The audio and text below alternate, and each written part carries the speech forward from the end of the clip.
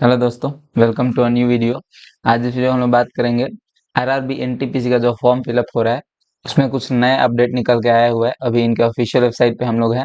इसमें आप देख सकते हैं कि 20 सितंबर 2024 का कोरिजेंडम फॉर सीएन 5 2024 जो कि non technical popular category NTPC jobs के लिए था, जो कि ग्रेजुएट लेवल पे फॉर्म फिलअप किया जा रहा था, जिसका उसके लिए कुछ नए अपडेट निकल के आ रहे हैं। फॉर्म फिलअप प्रोसेस में थोड़े से बदलाव हैं। उसमें जो है फोटो और सिग्नेचर वगैरह का फॉर्मेट, मतलब कितना साइज वगैरह और क्या फॉर्मेट वगैरह होना चाहिए सर्टिफिकेट वगैरह का, उसमें कुछ बदलाव है। और उस इस वीडियो में उसी के बारे में बात करेंगे, कैसे फॉर्म फिलअप करना है। अगर मतलब नए जो जिन्होंने पहले से फॉर्म फिलअप कर दिया है, सबमिट तक पेमेंट तक कंप्लीट कर दिया है, तो उनको कोई चेंज करने की कोई जरूरत नहीं होगी।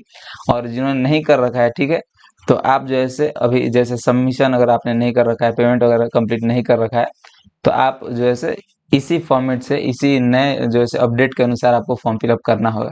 तो फॉर्म फिलअप करने के लिए सबसे पहले आप इनके ऑफिशियल वेबसाइट पर आइएगा। तो अप्लाई का यहाँ ऑप्शन आता है। अगर आपने पहले से अकाउंट बना रखा है, पहले से रजिस्ट्रेशन कर रखा है, तो ऑलरेडी हैव एन अकाउंट पे क्लिक कर देना होता है। अगर नहीं है तो आप क्रिएट एन अकाउंट पे क्लिक कर दीजिए और आपको नया से एक अकाउंट बनाना पड़ेगा और जो है फॉर्म फिलअप आगे करना पड़ेगा। उसके लिए सबसे पहले यहाँ पे फिर कंट्री ऑफ नेशनैलिटी चूज कर लेना है, इंडिया आप चूज कर लीजिए। फिर फुल नेम यहाँ पे लिख देना है, जैसा कि आपके मैट्रिक के सर्टिफिकेट पे होगा। फिर दोबारा से फुल नेम। फिर यहाँ पे अगर आपने कभी नेम चेंज करवाया है तो यहाँ पे यस कर सकते हैं, और नहीं तो नो। यस कीजिएगा तो यहाँ पे आपको चेंज नेम फिल करना होगा, और नहीं तो आप डायरेक्ट यहाँ पे नो कर दीजिए। फिर डेट ऑफ बर्थ यहाँ सेलेक्ट कर लीजिए और फिर यहाँ पे अपना डेट ऑफ बर्थ टाइप कर देना है। फिर जेंडर यहाँ सेलेक्ट कर लेना है। फिर यहाँ फादर्स नेम, और फिर यहाँ मदर्स नेम। फिर आधार वेरिफिकेशन के लिए यहाँ पे आधार नंबर अपना दे दीजिए। अगर आपके पास आधार नंबर है नहीं है तो I do not have Aadhaar card पे क्लिक करके आप दूसरा कोई भी सर्टिफिकेट यहाँ पे चूज कर सकते हैं। ठीक है, जिस वजह से देखिए यहाँ पे इतना सारा license, passport, PAN, voter ID ये सब ऑप्शन दे दिया है। चूज करके आप उसका नंबर, इशूइंग अथॉरिटी और प्लेस ऑफ इशू वगैरह फिल करके आप कर सकते हैं। और आप अगर आप आधार कार्ड नंबर दे सकते हैं तो वही यहाँ पे आप फिल कर दीजिए। उसके बाद यहाँ पे अपना ईमेल एड्रेस और फिर यहाँ पे ओटीपी फिल कर देना होगा, जनरेट ईमेल ओटीपी पे क्लिक करके। फिर यहाँ मोबाइल नंबर और जनरेट मोबाइल ओटीपी पे क्लिक करके जो ओटीपी आया होगा उसको यहाँ पे फिल कर देना है। फिर अपना एक यहाँ पे पासवर्ड बना लेना है और उसी पासवर्ड को दोबारा से यहाँ फिल करके यहाँ पे इस कैप्चा को फिल कर देना है और प्रीव्यू एंड क्रिएट अकाउंट पे क्लिक करके अकाउंट जो है कंप्लीट कर लेना है, बना लेना है। और फिर ऑलरेडी हैव एन अकाउंट पे क्लिक कर सकते हैं जो लोग पहले से अगर रजिस्ट्रेशन कर रखे हैं तो। और अकाउंट बन जाने के बाद भी दोस्तों आपको इसी प्रकार से लॉगिन करना होगा। यहाँ पे अपना मोबाइल नंबर या ईमेल एड्रेस दे दीजिए और फिर जो पासवर्ड आपने बनाया वो यहाँ पे फिल कर दीजिए और यहाँ कैप्चा फिल करके लॉगिन पे क्लिक कर देना है। लॉगिन करने के बाद यहाँ पे ऑनलाइन एप्लीकेशन पे क्लिक करना है। नेक्स्ट करने के बाद दोस्तों यहाँ पे सबसे पहले आपको मैरिटल स्टेटस यहाँ सिलेक्ट कर लेना होगा। फिर उसके बाद यहाँ से रिलीजन सेलेक्ट कर लेना होगा। मदर टंग अपना सेलेक्ट कर लीजिए, जो भी आपकी मातृभाषा है वो सेलेक्ट कर लीजिए। और फिर लैंग्वेज ऑफ एग्जामिनेशन, एग्जामिनेशन आप किस लैंग्वेज में देना चाहते हैं वो यहाँ सेलेक्ट कर लीजिए। और आइडेंटिफिकेशन मार्क अपने सही पे अगर चेहरा वगैरह पे कहीं पे कुछ है तो वो यहाँ पे फिल कर देना है दोनों में, ठीक है। और फिर यहाँ पे अपना कम्युनिटी सेलेक्ट कर लेना है, कैटेगरी। और उसके बाद अगर आप उस कैटेगरी जैसे ओबीसी अगर आप बिलोंग करते हैं तो नॉन क्रीमी लेयर वगैरह से बिलोंग करते हैं तो यहाँ पे आपको यस नो करना होगा। अपने कैटेगरी के अनुसार यहाँ पे आपका रहेगा। और फिर सर्टिफिकेट जो आपका कैटेगरी होगा, कैटेगरी सर्टिफिकेट, उसका नंबर यहाँ पे देना होगा। किस अथॉरिटी से आपने इशू कराया है वो यहाँ पे फिल करना होगा, सिलेक्ट कर लेना होगा। फिर यहाँ से आपको स्टेट सेलेक्ट कर लेना होगा और डेट ऑफ इशू यहाँ से आपको सिलेक्ट कर लेना होगा। फिर यहाँ पे अपना स्टेट वगैरह एड्रेस फिल कर दीजिए, स्टेट, डिस्ट्रिक्ट और फिर विलेज, पोस्ट, पुलिस स्टेशन वगैरह फिल कर दीजिए। फिर यहाँ पे अपना सिटी, टाउन वगैरह लिख दीजिए और पिन कोड यहाँ पे फिल कर देना है। और दोनों करंट एड्रेस और प्रेजेंट एड्रेस फिल कर देना है और उसके बाद सेव एंड नेक्स्ट पे क्लिक कर देना है। नेक्स्ट पेज में दोस्तों एक सर्विसमैन डिटेल्स में, क्या आप एक सर्विसमैन है तो यहाँ पे यस नो सेलेक्ट कर लेना है। आप फिजिकली डिजेबल पर्सन है तो यहाँ पे यस नो सेलेक्ट कर सकते हैं। स्क्राइब की अगर आपको जरूरत है तो यहाँ पे यस या नो सेलेक्ट कर सकते हैं। क्या आप एक ईबीसी सर्टिफिकेट होल्डर हैं तो यहाँ पे आप यस या नो सेलेक्ट कर सकते हैं। उसके बाद क्या आप रेलवे में पहले से ही सर्व कर रहे हैं तो यहाँ पे आप यस नो सेलेक्ट कर सकते हैं। अगर आप और कहीं जॉब वगैरह कर रहे हैं तो आप यहाँ सेलेक्ट कर सकते हैं, पीएसयू में, सेंट्रल गवर्नमेंट में या फिर स्टेट गवर्नमेंट में अगर काम कर रहे हैं तो आप यहाँ से सिलेक्ट कर लीजिए। अगर नहीं तो आप नॉट एप्लीकेबल यहाँ से सिलेक्ट कर लेना है।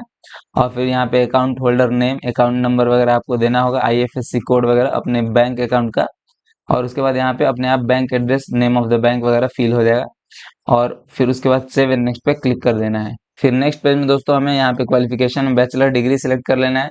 डिसिप्लिन में किस यहाँ पे बैचलर डिग्री सिलेक्ट कर लीजिए दोबारा से। और फिर सब स्ट्रीम में अपना जो भी आपने इंजीनियरिंग वगैरह या फिर सिंपल ग्रेजुएशन वगैरह कर रखा है उस सब्जेक्ट का नाम यहाँ पे डाल देना है, ठीक है। और फिर यहाँ से स्टेट सेलेक्ट कर लीजिए, यहाँ से डिस्ट्रिक्ट, और फिर नेम ऑफ द कॉलेज या फिर यूनिवर्सिटी का नाम यहाँ पे, और फिर डेट ऑफ रिजल्ट डिक्लेरेशन, किस दिन आपका रिजल्ट आया था वो यहाँ पे फिल कर देना है और ऐड पे यहाँ क्लिक कर देना है, ठीक है। नेक्स्ट पेज में दोस्तों हम लोग को फोटोग्राफ और सिग्नेचर इमेज यहाँ पे अपलोड करना होगा।